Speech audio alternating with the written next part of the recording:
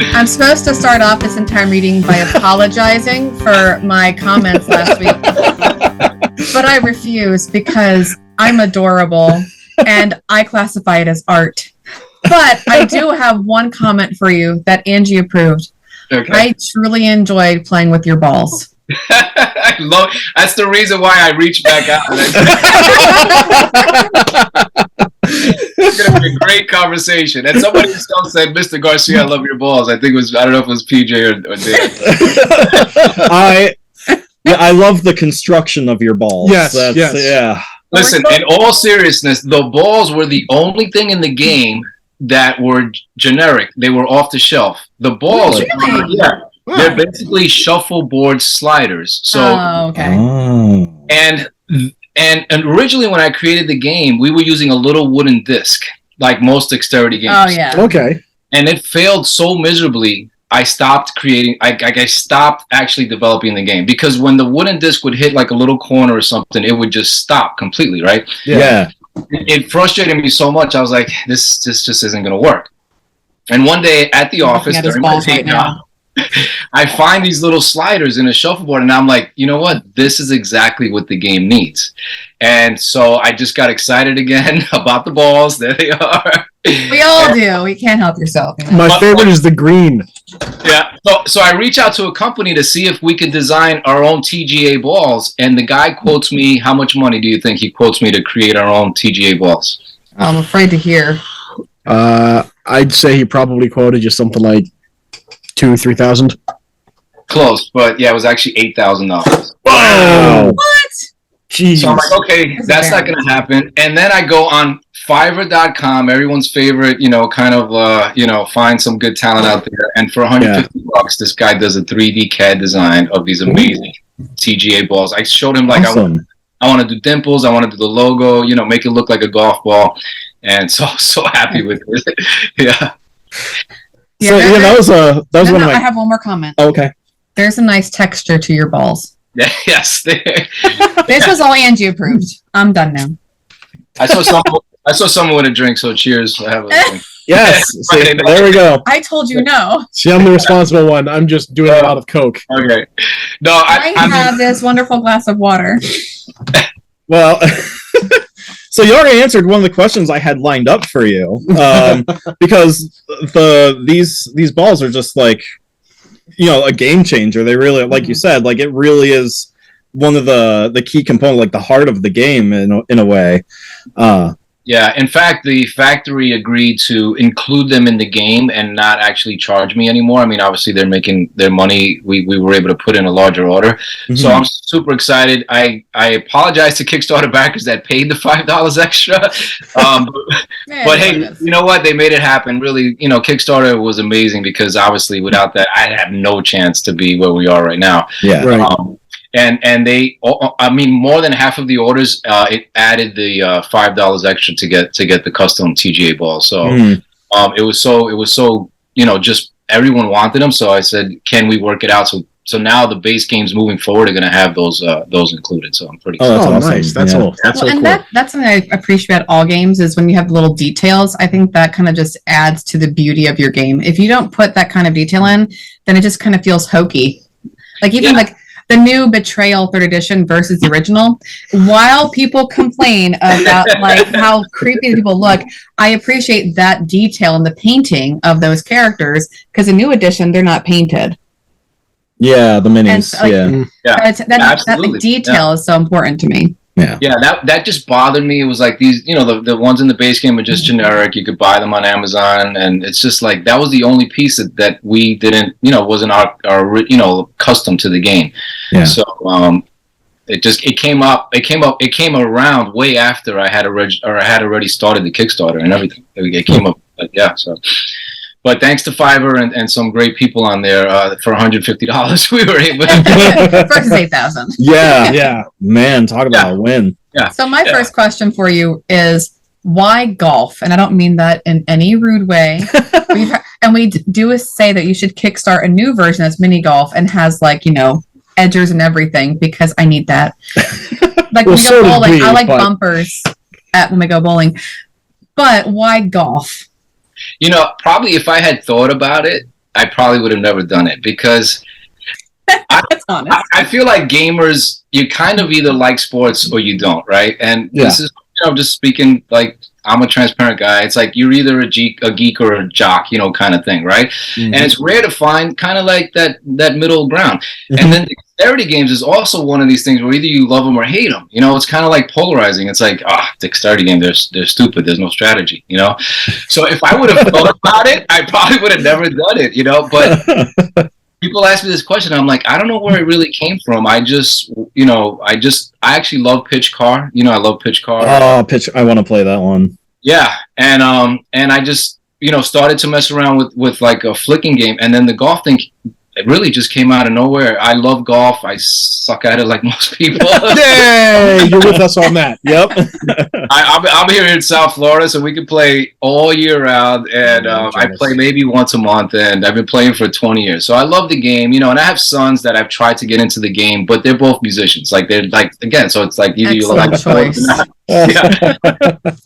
And my youngest son became a co-designer. It was like the last thing I ever imagined, because he's not a golfer. So I really don't know why golf. It was just it's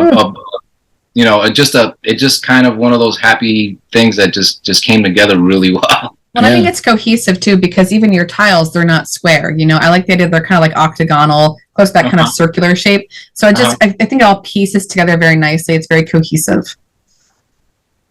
I like it. That's all I got. You're welcome. Well, just real quick, the original version was puzzle pieces. So they were 7-inch puzzle pieces. 7-inch puzzle pieces. I would love that. I saw a picture of that in one of your early rule books. I'm like, that's really neat. Yeah. But they end up having more edges and also there's constraints to how you put them together because the puzzle pieces out. Oh, yeah. Right. With Hexagon, it's unlimited. There's no limit to how you design the course. There's no constraints. So, I'm happy that it did evolve to that, but it wasn't the original design. So we did go through a couple of different kind of prototypes. The puzzles make it like harder to flick then? Would the balls get stuck? Yeah, wherever the puzzles kind of join, that creates like another piece and groove. Yeah. So initially, I thought I had to have something that kept the pieces together, right? That makes sense. So I thought you have to. Now people were giving me ideas like you have to have magnets or you have to have Velcro. But all obviously bring up the cost, and also they just make more. It just makes it more difficult. So I said, let's just try it without anything. And my thing was that changed my whole world was playing on a rubber mat, playing on a good playing mat. Mm-hmm. Yeah. That's really, this game does need that. If you play on a wooden, table surface, it's going to slide a little bit. They're going to move. Yeah, we've had that issue, but we have a fleece blanket. That's their excuse, but Angie says they were just terrible at golf. I mean, that's part of the problem. You said you wouldn't tell. She said it last week on the podcast. We have a fleece blanket down, and it reduced the sliding quite a bit, but we still had a little bit of the tiles sliding around. Yeah, it wasn't that bad. It wasn't that bad though. Yeah, no. I take a play mat and literally turn it upside down. So the rubber side, which is the I turn it upside down, and they don't move at all. It's just the best. It's just the best thing for the game. Yeah. I saw someone on Facebook. He's very active in the Facebook group. Has the rubber carpet grips, and he uses that on his table. I think that's just a genius idea too. It is a smart idea. For $12 a roll, you get that, and we've used it too, and it works great. Yeah, it's just something that obviously stabilizes them because they don't have any kind of mechanism to keep them together. So you have a lot of that in the basement because I decorate. I know, with the grips, Rubbermaid grips. Yes, the cupboard grips. Yeah, that is my entire basement. Or they're also called like area rug grippers, Yep.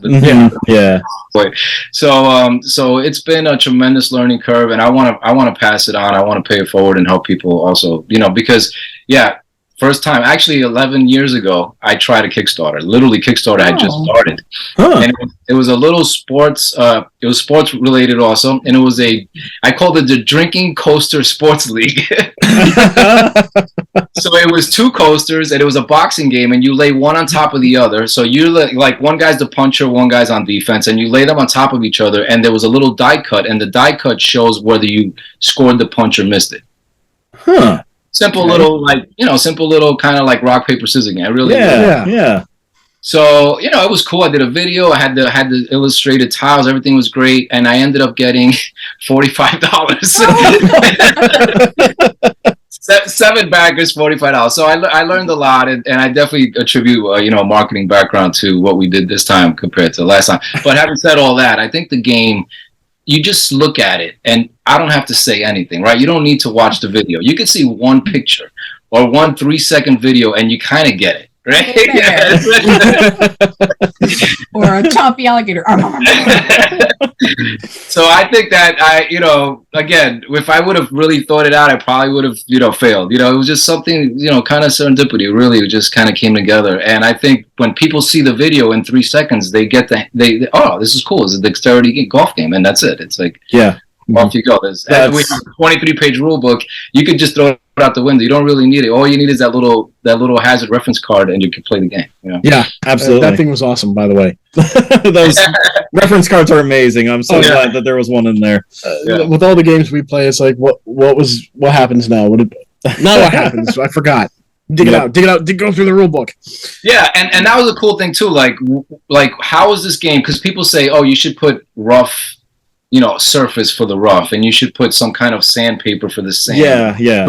And it's like, okay, I you know, I don't I understand where they're coming from, but imagine trying to roll anything through that. It would stop. It would always stop, right? So the idea is, in this game, even though it's rolling on the ground, like in golf, it should be going through the air. It should be. Right. Mm-hmm. So it's where it lands that matters. It's not what it goes through. And so then we were like, well, how do we make it different? And so it came up to all the different fingers and all the different distances and that kind of stuff. So well, and I had mentioned this game to my students in passing, and I was explaining it to them. And they said, well, could he enhance it where they put like little trees and little figurines on? And I said, guys, I think that'd be a terrible idea. I think the beauty of it lies in the simplicity of the game. Because if you have little figurines and you try to hit a ball, it's going to knock it over. Yeah. In real life, a golf ball is not going to knock over a tree. Like, so I just feel like it would get in the way of the enjoyment of the game. You know? And if it does, you're playing with Clark Kent. True story, yes. Superman could do really? it. But... Oh, wow. Well, then... We're nerds, by the way. Hey, I love nerds. That's all it's all about. But I also like sports.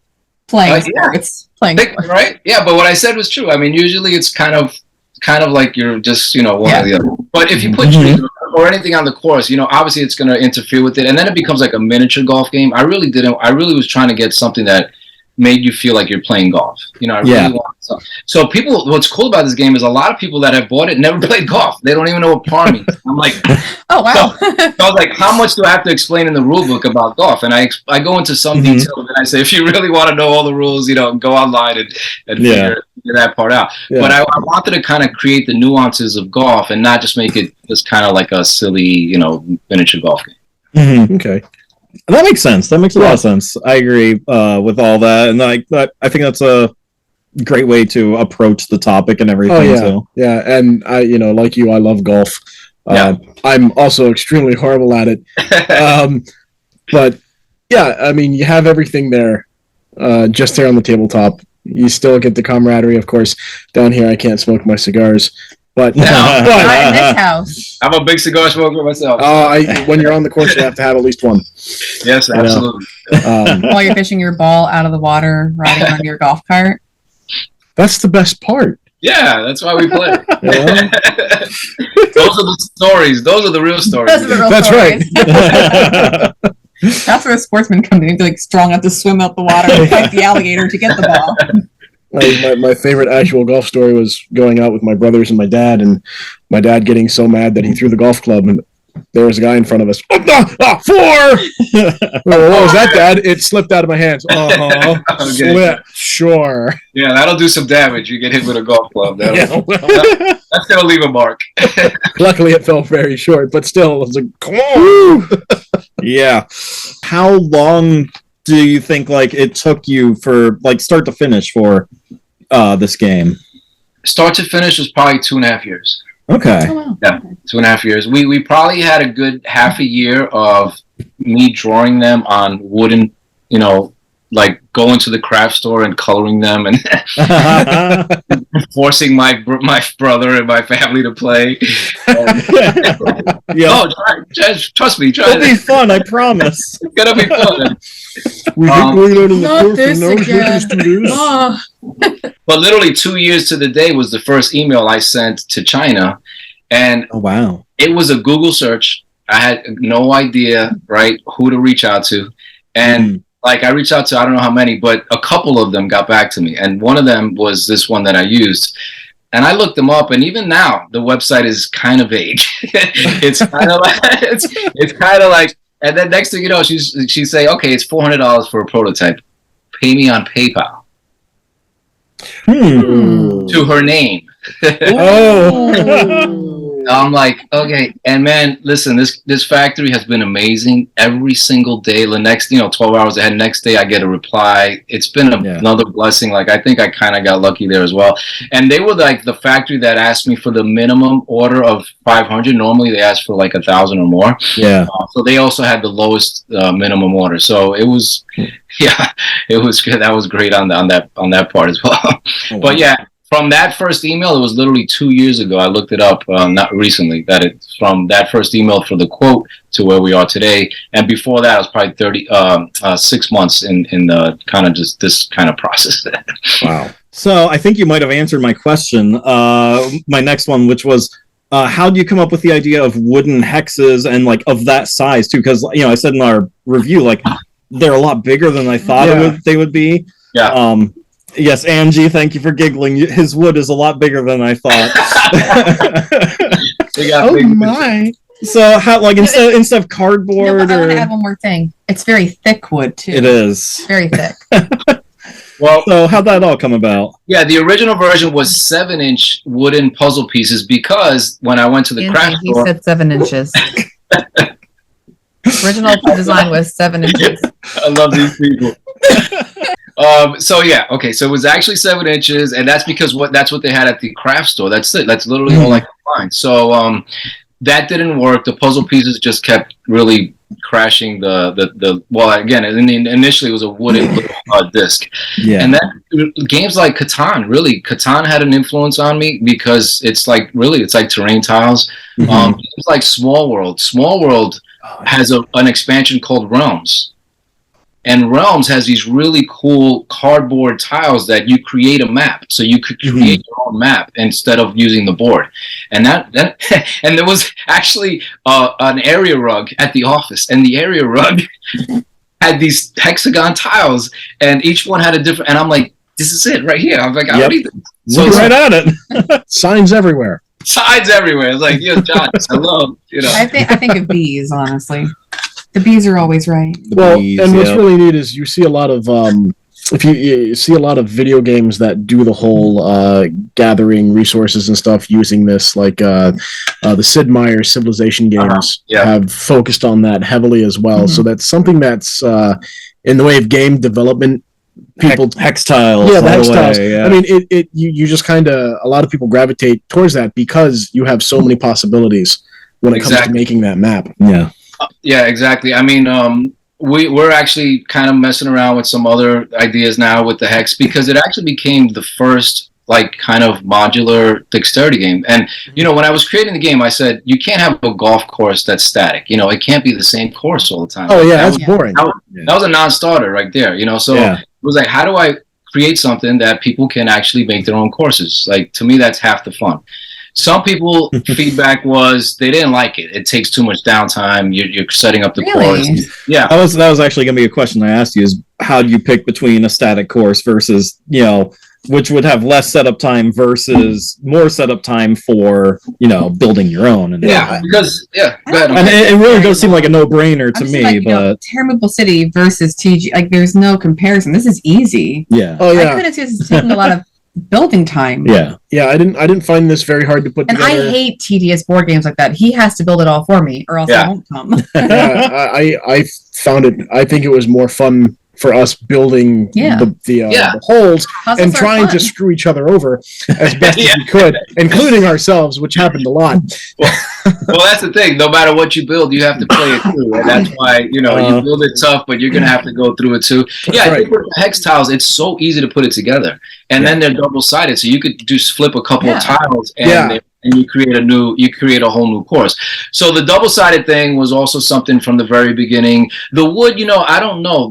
I may have had a conversation with the factory about plastic, and it was about the same price. Okay. And plastic you can have some flat edges on plastic, but it has like these little you'd have to kind of literally file it down. Like that's true. Yeah, because you get the burrs and little everything. ridges. it's a whole nother process to get. So I think golf, and golfers in general, and I just think any gamer actually, you appreciate good quality, right? Like, Oh yeah, $75, $85, $95 price point, and they're like, "Are you crazy?" Well, they're probably not a real gamer. Because like Crokinole and things like that are gonna last. This game could literally last it could last you. Yeah, definitely.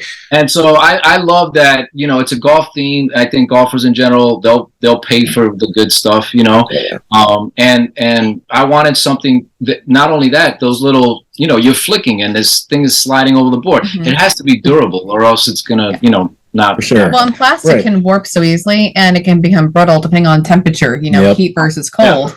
So, like for me, this is just a win right here. Yep. It's just better. And you mentioned like the idea of cost for board games. He messaged me yesterday saying, "Honey, there's a board game that's on Supercell right now. It's not like $300. It's something else." Sleeping Gods, which I haven't seen for under 120 in probably 2 years, was $61 yesterday. I'm like, I need to get this game now. And he goes, "Can I get it for my birthday?" Because his birthday comes after mine. His is in February. And I go, "Happy birthday. I have no idea what I got you, but I'm done. I'm done." That was easy. There you go. But I know, like, if he gets excited, then it has to be on sale because we're used to buying expensive board games. Yep. So. And it is expensive. I mean, you're talking about the cost, but then shipping from China is super expensive. Yeah. Then there's a cost for receiving it. Then there's a cost for picking and packing it. Then shipping. My average shipping price was $22. I didn't always collect $22 from every backer. Mm-hmm. So I learned also in Kickstarter, you don't collect shipping as part of the pledge, which I did.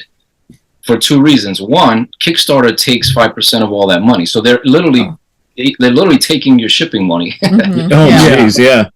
And then the other thing is you're paying taxes on money of something that is not actually, that you have to have a hard cost on. So it's a lot of lessons learned on that side as well. But I'm looking forward to sharing that with other people and hoping first time board game designers as well. Yeah. So.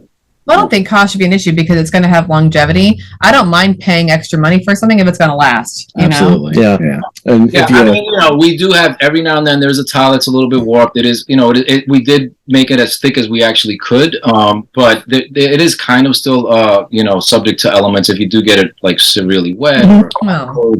But I would say 99% of the tiles have been flat, and we've had a couple of people throwing the Kickstarter, and I say, hey, send me a picture, we'll replace it, and that's my word. And that's what I'm going to do. So if you get a game within 30 days, you have a warped tile, let me know. We're going to replace it. You guys had a broken trophy.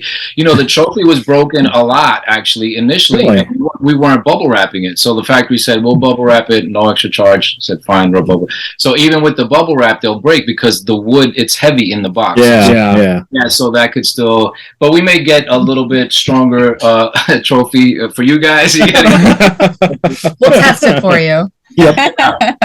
Yeah, and my whole thing is like we all play games, right? At the end of the game, somebody wins, everyone else loses. Yep. And it's like you put it away. It's like you're done, and that's cool. But I was like, I want something that even if it's goofy, even if it's trivial, something that you could rub in the other person's face. I was a competitive kid, and just sports is like in my blood. So that you have to win something. Where's the trophy? So. That's where that kind of happened and came out. So next time we play, after you get that trophy, the person I get the trophy. That's right. Whoever wins the next game, they're gonna have to take a nice sip of scotch out of that trophy. There you go. Yeah. Oh, okay.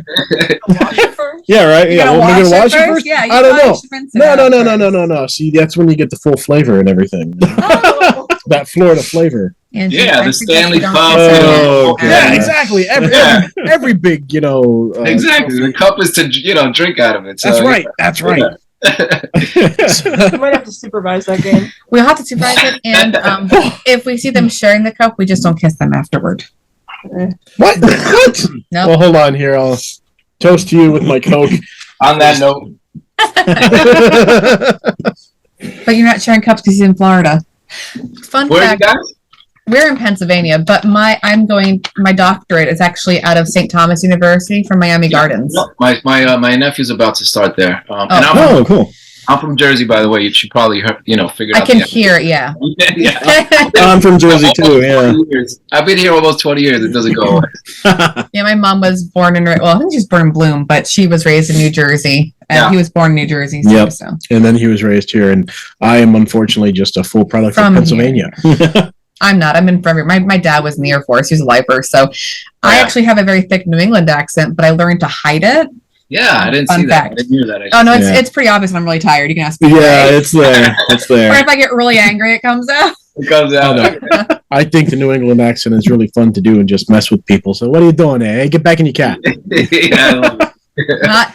Not so Boston, though. Most New Englanders hate Bostoners. Like Yeah, that. I know. Because I went to Boston and Yeah. I went, oh, this isn't a bad town. People, on the other hand, well, nah, they're not bad. No, they They're have fine. great pubs to drink in. Oh my Boston's gosh. fun. Oh, I had so much fun. Yeah, I'm a Yankee fan, so Boston is not on the top of my list. But the city is amazing. The city is amazing. It's a great city. See, I'm a Philadelphia fan, so So my question is going to be, are you thinking about any more games that you're going to make? But since you're into, baseball, your next game could be a baseball dexterity game. So then Angie and I have so much more fodder about sticks and balls. High five. Well, I do have something to show you guys, which I think you'll appreciate, because we are working actually on a couple of different I would say additions.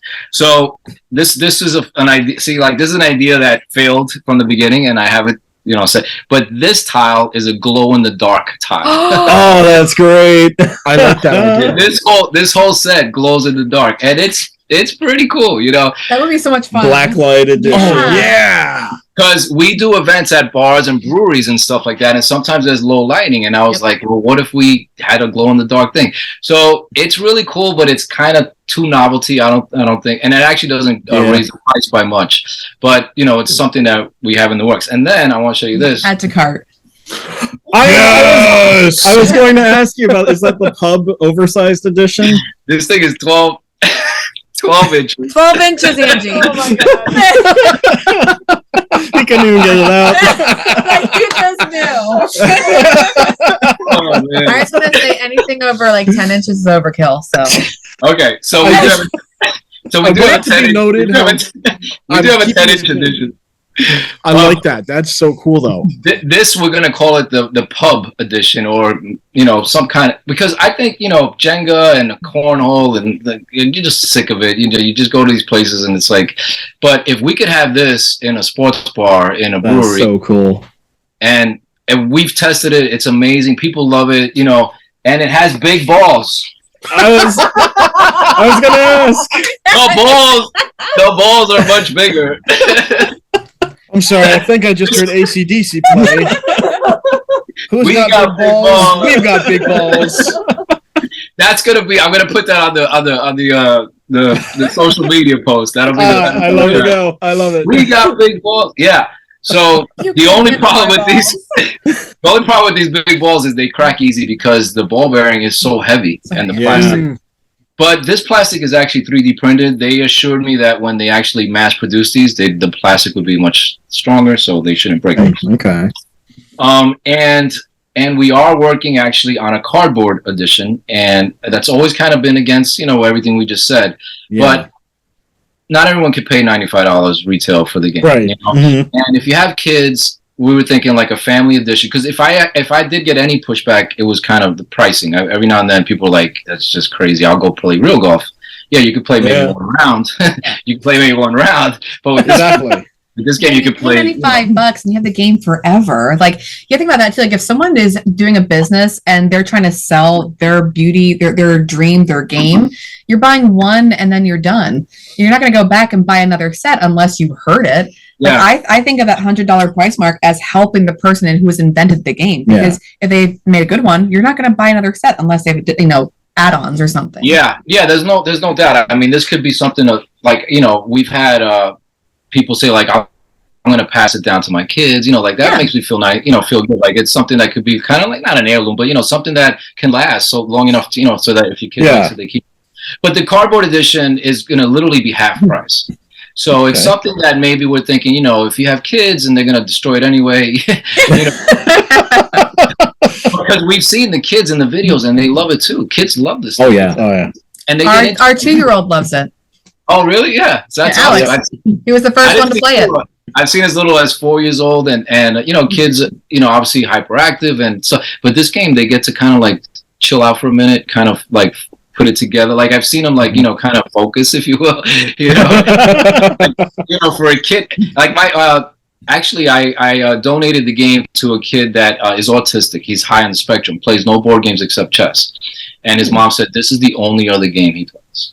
Wow. I'm a gifted teacher, so I appreciate that because I think the dexterity games are better because it uses a lot of mental processing and spatial reasoning. So my students actually appreciate these kinds of games and puzzles because there's a little bit more in terms of what's happening in their brains. It's more of a push for them, more of a challenge. And I'm a special ed teacher, and I appreciate it because it gets, especially students with autism, like gets them socializing with, and really expressing emotions and things like that. So it's, we do the opposite spectrums. Yeah. And I'm not like, there's still a chance that I might become a board game, a game therapist. Sorry, I just bumped the table there. But a regional administrator in our area, he recommended me for as a board game therapist, and so that's amazing. Yeah, I think the game has that opportunity as well. Like we're looking at sporting goods stores, so like Dick's is actually reviewing the game and they liked it. Oh, cool! Nice. Yeah, Golf Town up in Canada. So like, there's another one I forget in the Midwest, but the game, right? It has that potential where it could be in a golf store. It could be in at least the golf section of a golf store. Absolutely. It really is universal. Like, it's fun for literally anyone, whether you like golf or not. To just slide this thing down the green. And if it's raining outside and you can't go out golfing, let's do it on the table. On the table, yeah. Yeah, that's true. Do you want to rephrase that? No, that was perfect. That one wasn't even on purpose, but Angie looked and I was like, yeah, you're welcome. So I got one more in there. PJ, I think we're going to have to invest in the larger edition. I don't know.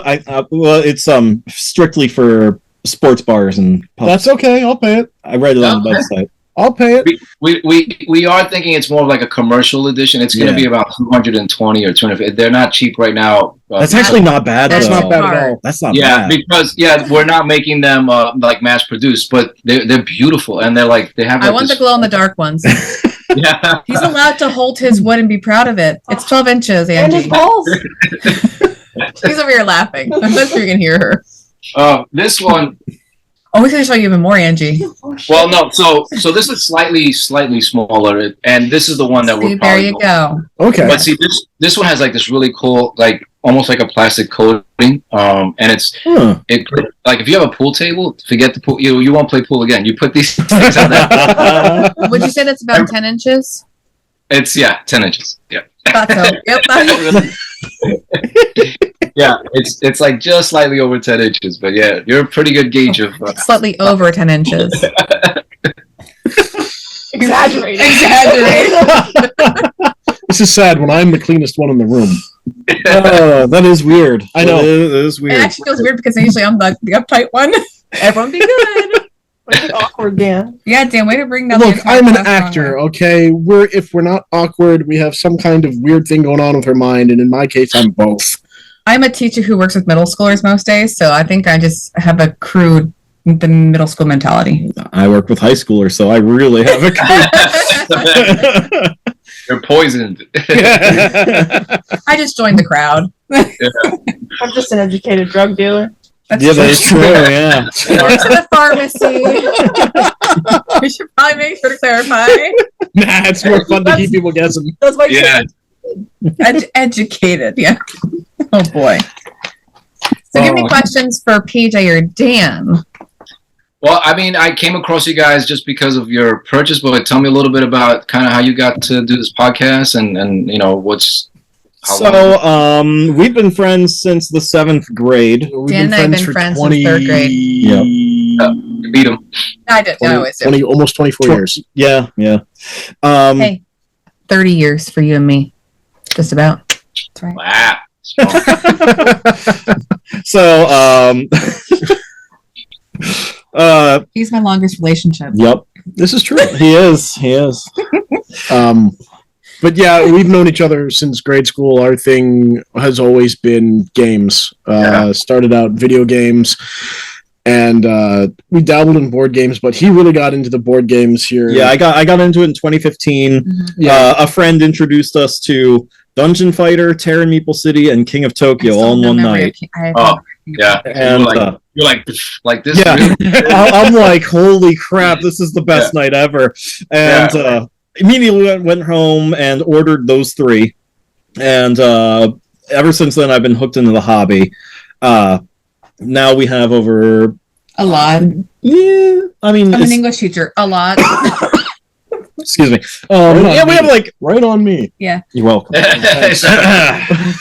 I'm not going to do it to my wife. I feel like this is map where you go, like, the limit does not exist. That's what we say about your board game. Yeah. The limit does not exist. So It just goes all the way around, and there's upstairs, and there's the attic, too. well, upstairs is the kids. The attic only has Not 2. just no, there's There are only 2 in the attic. Sure, uh-huh. Anyway, Once, at the moment. listen, once you can't count them, then you're good. You know, once you Right? Yeah. Might as well keep adding. Yeah, I only really back games now if it's something unique or something special, and your game definitely looked like that. Oh yeah.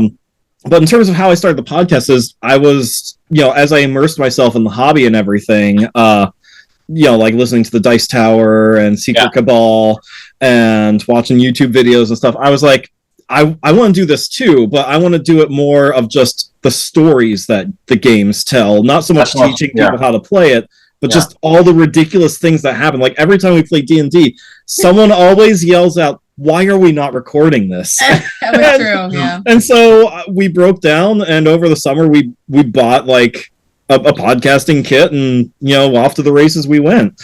I'm doing 3 podcasts now, actually, not just one. Yeah. Yeah, that's great. I appreciate you guys doing this. I know how much hard work it is. I'm, again, a marketer, and I do podcasts I still have a full-time gig, and so I know how much hard work it is. But for people like me that are just breaking in, any kind of conversation like this is always appreciated. So keep it up. We need more of these. Tom Vassell actually picked us as his game of the week in his podcast. Cool. That's awesome. I was driving home and I'm listening to it, and he's like, the game of the week. He goes, the golf game. Need some clarity. That same day we had 90 pledges.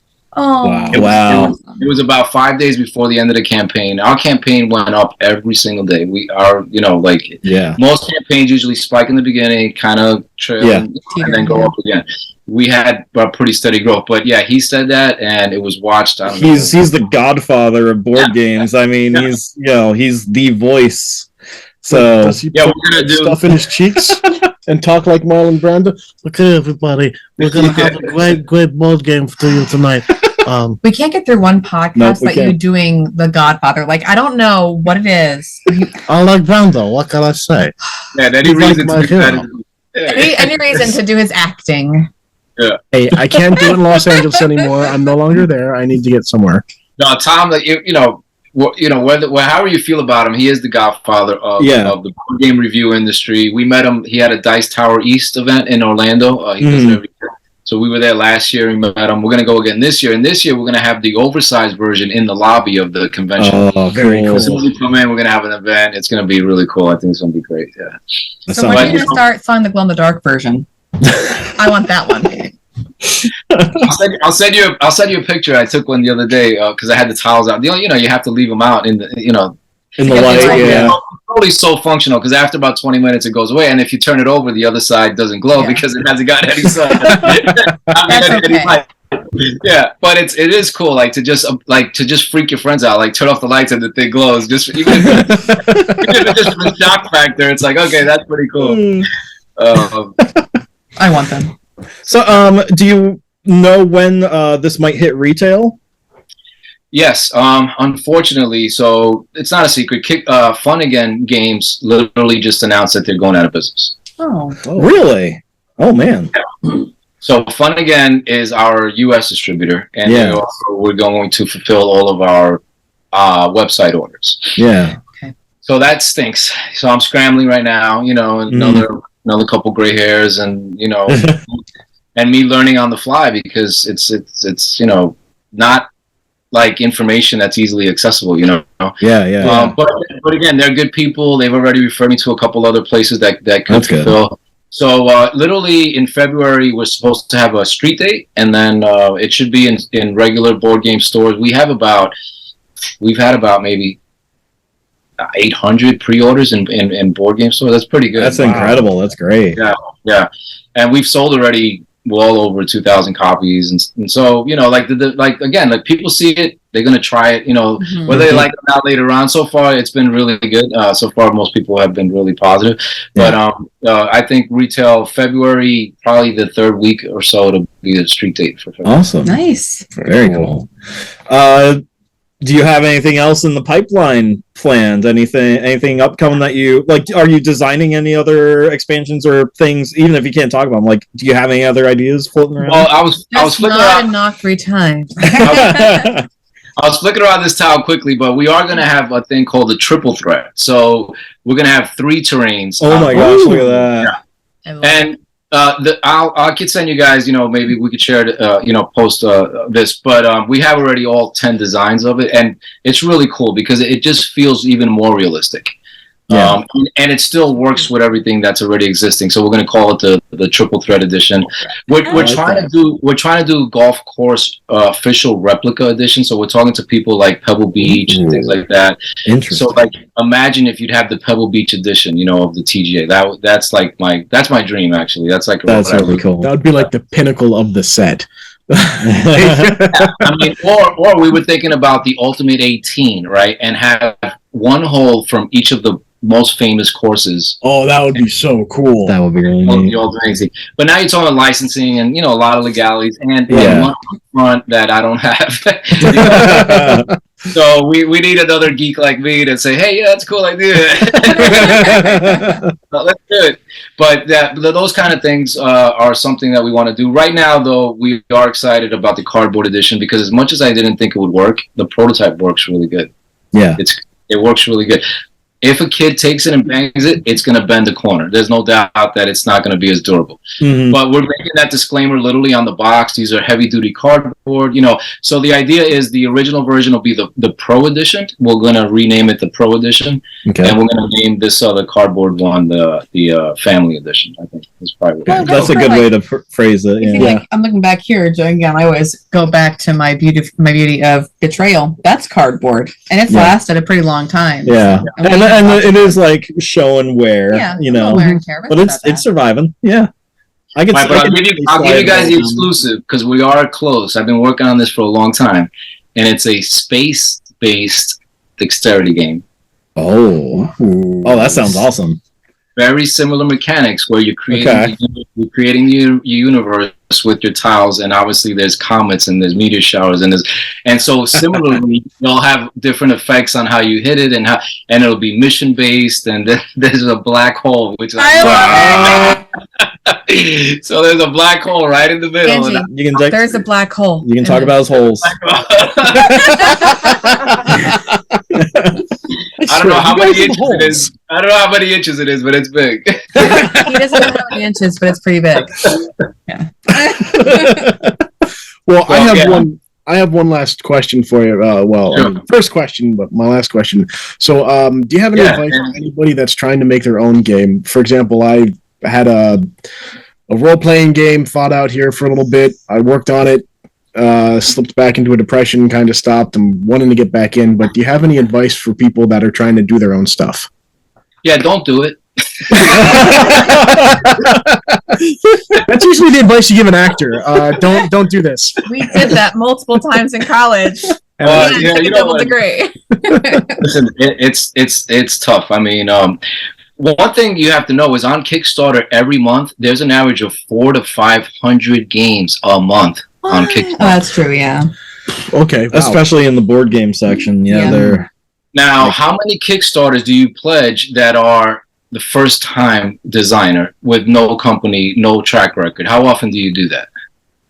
Well, I don't do Kickstarter that much, but what about you? Good question. I don't know. I think you might be the first Yeah. that I've backed. Well, were you the first? I don't do a whole lot of Kickstarter, just because we don't have a lot of spending money to begin with, and all that. Mhm. But yeah, everything I've done has either been like Gloomhaven was second printing. Yeah, and Frosthaven. Frosthaven is obviously just the sequel to that. Cyanide Happiness. All the Cyanide Happiness games. Yeah, so Yeah. yeah.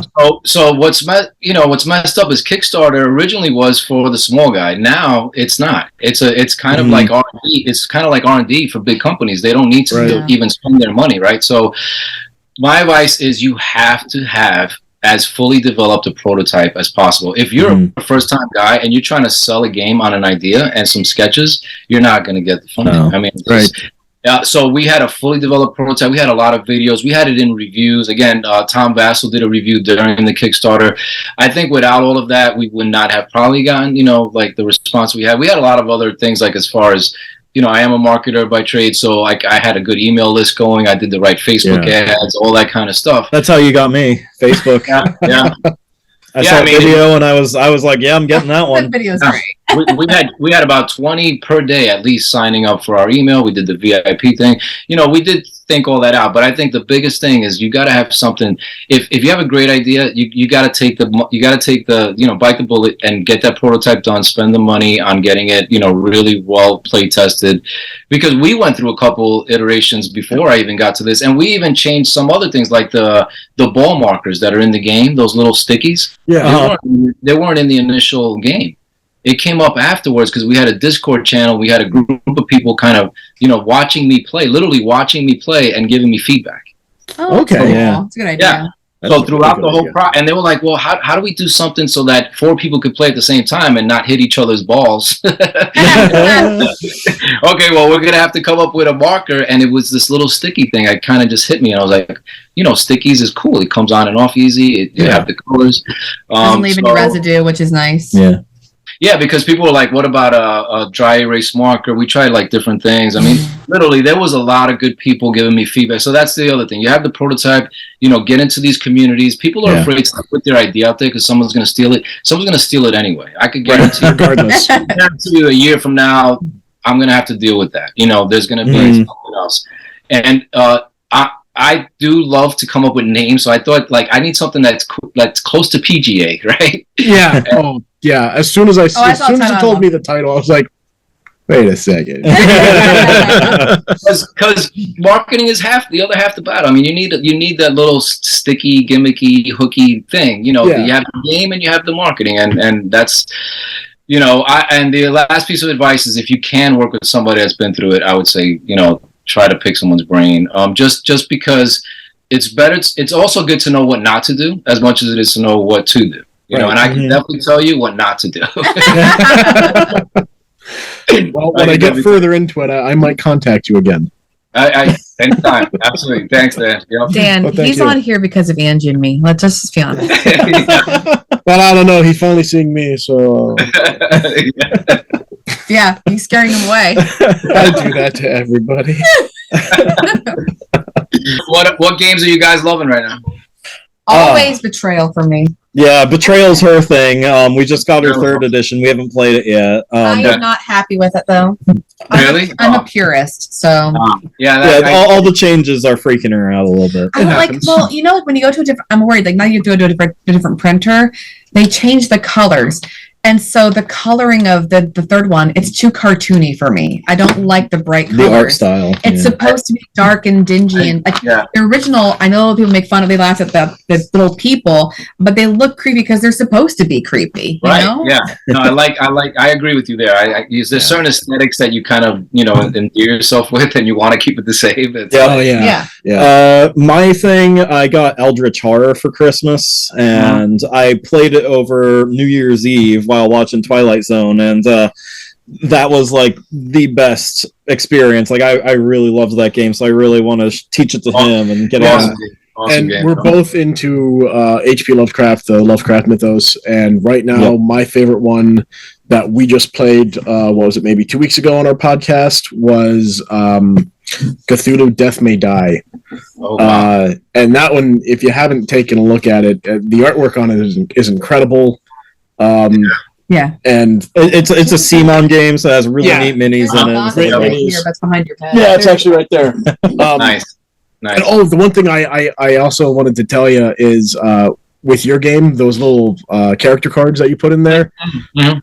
that was awesome. Oh yeah. That was such an awesome little element to throw in there, because when you pick up a golf game, you think like, oh, I'm just gonna, it's a dexterity game, I'm just gonna flick this and do this, but you actually gave something that gives players an edge. And the way we played it was, haha, pick a card, any card. And then you had to deal with that. It was like, great. I mean, that was the gamer in me, right? I was thinking about the gamer. The gamer wants roll cards and kind of like, those mechanics where maybe a golf person thinks it's a little gimmicky and doesn't like it. So Yeah. I make it an optional thing. But for me, the piece that I think, besides the balls, because the balls make the game, The balls Really, make Of course, the game. balls make it. because if you had a wooden disc, this game would just fall apart. But those balls are so cool. But besides that, it's the weather die, actually. And We didn't even talk about the weather. We didn't even die. talk about yeah, that. Oh, Yeah. There's always love many good it. things to talk about with the game. Yeah.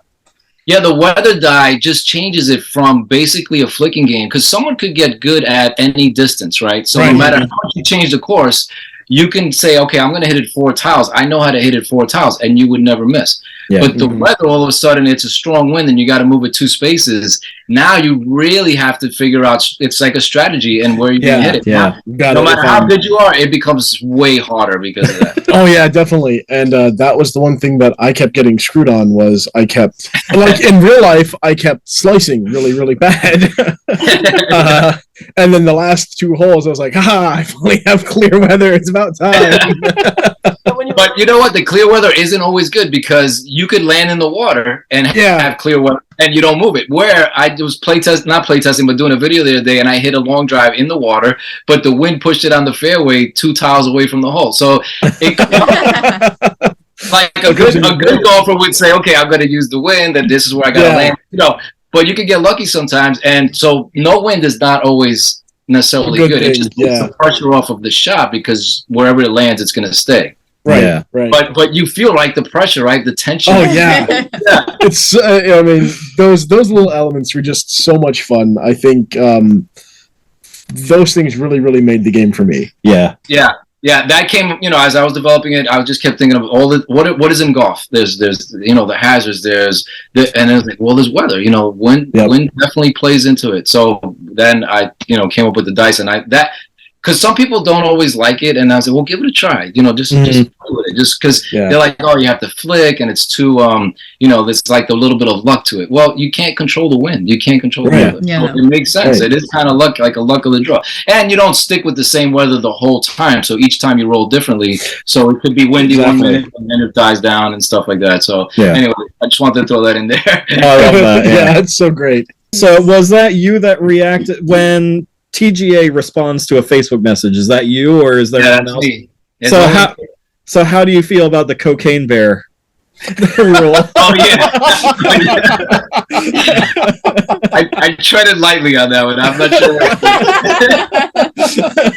Some of them I kind of stay away from. Yeah. It was There's been some really fun stuff that people have been doing with the game, which is cool. Like people have been just coming up with things I haven't even thought of. So that's cool to see too. Yeah. The cocaine bear rule is if you land on the bear spot, you're dead. You can keep playing, It's a bear scare. but at the end of the game, you are always 1 stroke higher than whoever scored. Oh my gosh. This game is ripe for house rules for sure. You can Absolutely. Definitely. House rule. this is like an interesting side note. Like when I first did the Kickstarter, you get your Kickstarter page, right? And you could send people a link so that they could see the page before you launch it. And they literally can put comments on the side. I don't know if you knew that, but they give you feedback. My first Kickstarter page had no stretch goals. And one guy says, no stretch goals. There's no way I'm pledging for this without stretch goals. Oh, jeez. And then all of a sudden, I'm like, geez, I got to come up with stretch goals. I literally came up with those stretch goals like a day or two before we launched. Wow. So it sounds good, but the bad part is I didn't price it out. Yeah. I didn't figure into extra shipping. I did, the European expansion and the driving range expansion without figuring out extra weight, extra dimensions, extra costs, all this other stuff. Yeah. You get in the weeds quickly, trying to do. Now, granted, my average pledge went up from $75 to $144, right? So that sounds great. But what are your margins? At the end of the day, it's still a business, and there's still a lot of creating the game is the easy part, actually. yeah, I'm sure. Yeah. So that's like that's a great question to ask people about stretch goals, how they came up with it, how they kind of factored it into the pledges and things like that, because I would like to learn more about that. Well, I think it's a good conversation about like small business too, because you want to go to the big box store because you save money, but you're forgetting that you're hurting the person if you're not buying and like giving them, because I know I knit and I crochet. If I were to sell a blanket based on the amount of time I put into it, not just the yarn, you couldn't afford it because it's so much work, Yeah, she's a cake designer too, and the same thing. Like the amount of time, like what you'd have to charge for a cake, like we wouldn't feel comfortable with that, Yeah, I mean, it's a business. At the end of the day, I've been lucky enough to be in business and kind of had some of that background. But this is different. Consumer goods is a totally different animal. Like then. Like let's say you're an agency or you're a consultant, there's not a physical good that you're making. Once you're making a physical good, I never met anyone at the factory. I never met anyone at the warehouse. I never met everything's in the hands of God, because it's a blind trust. I'm all taken by money, and I was waiting for a picture from the warehouse that let me see a picture of the box. I want to actually. It's like, and it's it's not cheap. I mean, obviously, $20 a game cost minimum, right? Times 500, you're at 10,000. Then you're shipping, then you're receiving, then you're picking. All of a sudden, even though that Kickstarter number sounds good, you take away credit card fees, you take away Kickstarter fees, you take away back fees, you take away all the money you spend on advertising, and it's like all of a sudden, it's like people think, it's not. There's margins, start to get tight. Yeah. So a lot of lessons learned there. Thankfully, it's all good, and I really appreciate the whole community, supporting me, because again, I was a little bit involved in gaming groups and Board Game Geek and things like that, but not to the extent where people knew me. No one knew me. Right. Yeah. Yeah, that was something that another like big reason why I wanted to talk to you is to just get your name out, because like I said in our episode, like your game's not really being talked about yet in like a lot of the board game groups I'm in. And I'm like, I want to get that word out there. So yeah, that was I love that, actually. That was, besides the balls, that was the other thing I really gravitated. Nothing beats Angie's conversation. I saw a post today, and the guy said, we finally got to play it, and my gaming group doesn't normally play the Kickstarter. I saw that. And he's like, but they really enjoyed it. And that's kind of like where I think, we're breaking a little bit of the mold of the Kickstarter game, right? A little bit of like, it's just a mindless flicking thing, to like, okay, this is actually has the theme works with the actual, everything with the components. It's actually a golf game. Yeah. Well, thank you so much. We really appreciate it. Thank you so much. You seem adorable, and I'm glad you like our jokes. Angie, do you want to say goodbye? Bye, Angie. She loves you. I just have to say, big balls, big tails, big box. That's right. Okay, so all right, so now that you said that,